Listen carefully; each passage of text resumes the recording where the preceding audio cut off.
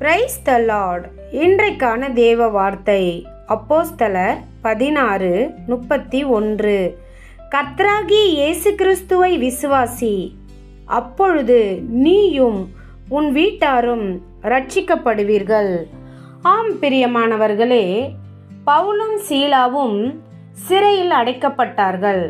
அவர்கள் கட்டுண்டவர்களாய் இருந்தபோது இரவில் தேவனை துதித்து பாடி மகிழ்ந்தார்கள். அப்பொழுது ஒரு பெரிய சத்தம் ஏற்பட்டது.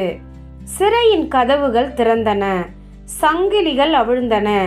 இதை கண்ட சிறைச்சாலை அதிகாரி பவுலும் சீலாவும் தப்பித்து விட்டார்கள் என்று நினைத்து பயத்தில் ஆழ்ந்தான். அவன் வாழ்க்கையே முடிந்துவிட்டது என்று நினைத்த அந்த நேரத்தில் பவுல் குரல் எழுப்பி எங்களை யாரும் தப்பிவிக்கவில்லை என்று சொல்லி அவனை தடுத்தான்.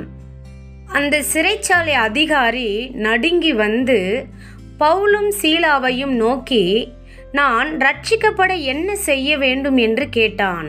அதற்கு பவுலும் சீலாவும் சொன்ன பதில், கர்த்தராகிய இயேசுவை விசுவாசி, அப்பொழுது நீயும் உன் வீட்டாரும் ரட்சிக்கப்படுவீர்கள்.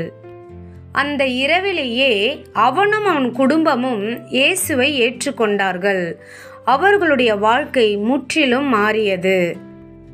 ஆம் பிரியமானவர்களே, இன்று பலர் அந்த சிறை அதிகாரியைப் போல வாழ்க்கையின் நடுவில் பயத்திலும் குழப்பத்திலும் நிற்கிறோம். என் வாழ்க்கை எப்படி மாறும், என் குடும்பம் எப்படி மாறும் என்று நாம் கேட்கிறோம். இன்று தேவன் உங்களுக்கு சொல்லுகிறார், கர்த்தராகிய இயேசுவை விசுவாசி. உன் சூழ்நிலை மாறுவதற்கு முன் உன் விசுவாசம் மாற வேண்டும்.